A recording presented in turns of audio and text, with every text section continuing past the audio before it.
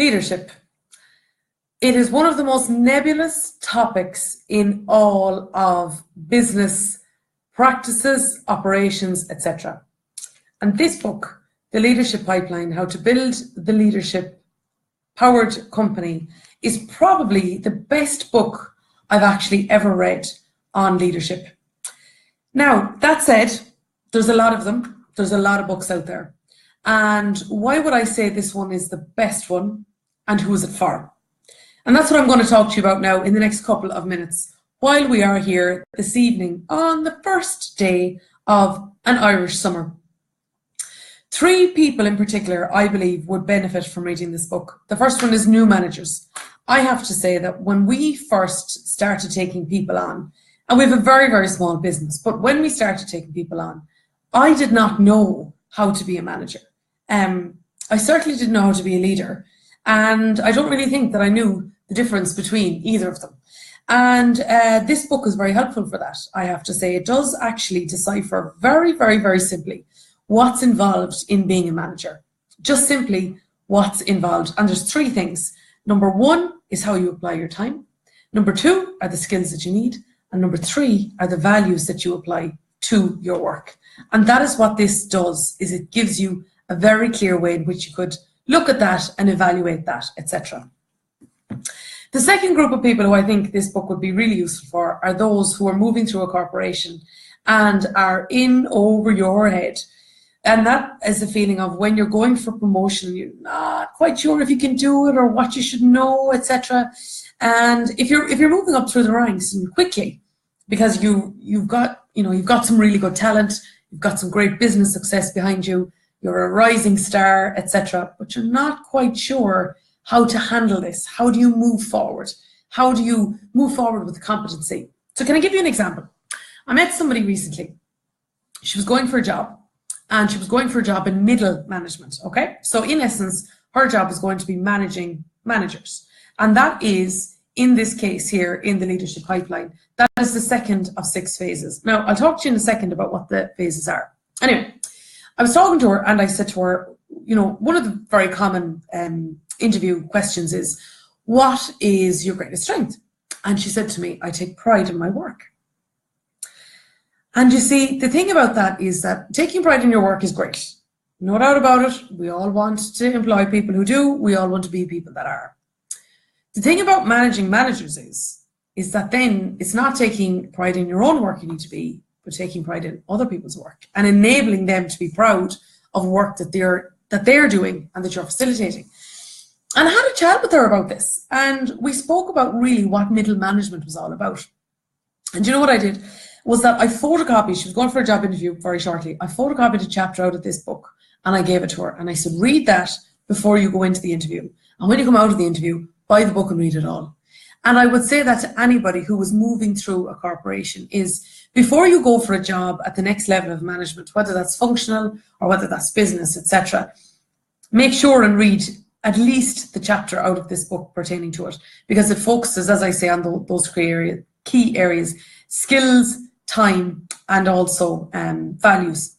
The third group of people who I think that this book could be really, really useful for are those people who are trying to instill leadership and management guidance in others. So if you are somebody where you're trying to teach other people to be managers, maybe you're trying to instill leadership ideals and principles in other people. And the thing is that you know all of this. You know instinctively what it takes to be a good manager. And you know that this person could be a good leader. The thing is, you're having a bit of trouble in really pinning down what those principles are or what those behaviors are. It can be really frustrating because you can't tell the person what you instinctively know, and you can't pass on what you feel is common sense. This book, again, I have to say, it's very good because it focuses on those 3 areas. So I've spoken to you now about who I think should read it. For 1 second, can I talk to you about people who maybe shouldn't? It's probably actually people like me, would you believe? Yeah, I do think that people who are running small businesses, this is complete overkill. Complete overkill. It's complete overkill if you're going to run a business of, let's say, 20, 30, 100 people. It's completely too much, right? Far too much. If you're going to do that, and if you're going to be somebody who wants to focus on running a small business very adeptly, then I would suggest check out my book around star leadership. That book is really, really good for SME managers and micromanagers, and micromanagers and managers of micro business, not people who micromanage. But I would say that that book is far better for you. So you might say, well, why did I read this one then?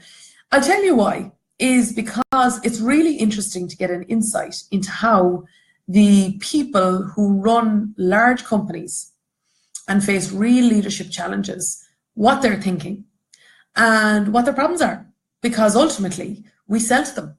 And it's really good to get into and empathize, get into the mindsets and the shoes of other people, particularly those people, as I mentioned, who we sell to.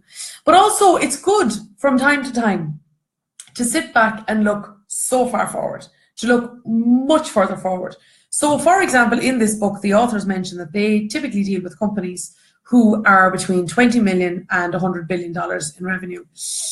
Yeah, we're a bit away from that yet. So it's very interesting to do that. Now, at times I did find myself saying, okay, this is so irrelevant because they were dealing with strata of leadership and so on like that. I thought, God, this is kind of getting a little bit boring, because it wasn't quite as applicable as certainly something like other books that I've read. But I stuck with it, and I really did. I stuck with it, and I took the time to really think through what other people who ultimately I'm dealing with all the time, how they feel, and that was very, very useful. Now, I've said it a couple of times, so I'm just going to finish off by saying it's all about time, skills, and values. All about those three areas. They are the three key things the book focuses on time and time again. Like at some stages, you feel like saying, okay, I get it. But the point is that it's so it's so reiterated over and over that it drives home just how important that is. And you know what? When you focus on those three things, you know what it does? Is it gives you a common language. And the authors make that point often, is that leadership is nebulous because we don't have a common language. We talk about potential, or moving up certain chains, or so many other different pieces of language that can depend on various different elements. But they focus on those three: time, skills, and values. And then you might say, well, this does mention that there's a pipeline. So what does the pipeline refer to? So the pipeline refers to 6 passages that one needs to go through between starting off at a very entry level, where it's just simply you in a large company managing yourself, right up to being CEO. And those 6 passages are from managing yourself to managing people. That's the first one. And as I say to any of you out there who are really struggling with management today, and by the way, managing people is probably, no, I won't say it's probably one of the hardest. Well, no, it is. It is. It's probably one of the hardest things about running a business, but it's also one of the most rewarding. Okay, so it's rewarding and difficult. More rewarding than difficult, but it is difficult. And that's because people are imperfect. It's not like running an Excel spreadsheet or designing a PowerPoint presentation or building an engineering process that if you insert X into Y, it will deliver Z. People aren't like that. They're imperfect, and they're also wonderful. So if you're struggling with management, I would buy the book or rent the book and read the first 2 chapters, and it would be immensely helpful. Now, second passage then goes from managing people to managing managers. From there, it goes to managing managers, to being a functional manager, to then being a business manager, to then being a group manager, and then finally to being CEO. But that would be CEO of a large corporation. And the authors do point out how to tweak the passages according to the various different sizes of a company that you might be dealing with. And I have to say, can I tell you one thing? The authors are exceptionally good at selling themselves. Very good. They do a very good job of that at the beginning, and a very good job of that at the end. But they're also very cognizant of lessons that they've learned over time. So I'm reading the 2nd edition. I've read the 2nd edition, and they talk about the impact of absorbing lessons from the field and how they've changed that when they published the 2nd edition. And there's a great section around coaching. And to those of you that find yourselves being coaches because you run a company, and that stands for, as long as you have one person employed or contracted, you become a coach. Whether you like it or not, or whether you're skilled at it or not, that's ultimately the position that you will find yourself in. And coaching is all about asking the right questions and about handling the answers in such a way that they lead towards an outcome.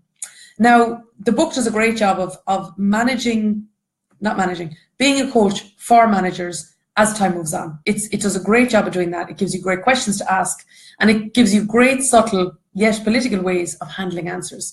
So I found that was a really helpful thing as well. And the third thing was it gave clarity to nebulousness. As I say, leadership is just, I have often felt that, is it really a topic at all that you can really decipher tangible principles from?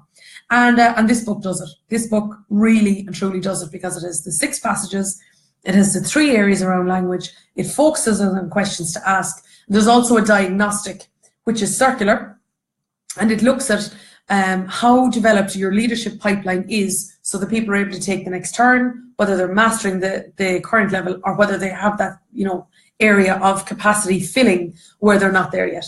So, in summary, this summer's evening, if you want to call it that, I would say if you're a new manager, if you're moving up through a corporation and finding it difficult, or simply want to be able to do it better, or if you're somebody who's trying to instill leadership principles in other people, then I would definitely say this book is fantastic.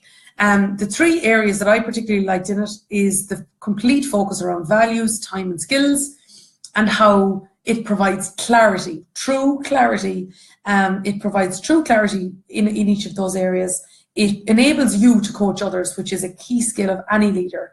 And also it gives you a common language with clarity for how leadership works. I've learned a lot from it. I believe that it's a book that I will have for a long, long time. It's a book that I will dip into at many different stages. And if you run your own company, you will find yourself at new leadership positions that nobody prepared you for. And that's the reason that I will have this book for a very long time. And the final thing I'm going to say on this is I have bought this book for people, and I've given it as a gift to people who love leadership and love learning about it, and who are in positions of where they sell leadership training. I've given this book to them. The second one is when somebody is going for a job, or going for promotion, or they've got it and they're finding it difficult to find their feet. I bought it for those. And the third one is a person. Did you ever meet somebody who has an inherent understanding of leadership, true understanding of it, and is often described by others as a great leader, but they actually don't have the language for it? They can't pass that on. I bought this book for them too. So on that note, I'm going to say thank you all very much indeed for tuning in. It's a super book, The Leadership Pipeline, How to Build the Leadership Powered Company. And if you're any one of those 3 people, highly recommend it. And even if you're not, it's well worth reading at a certain time in your career. And I would say, if you agree with me, you'll have this book in the bookcase for a long time. Thank you all very much indeed, and have a wonderful week ahead.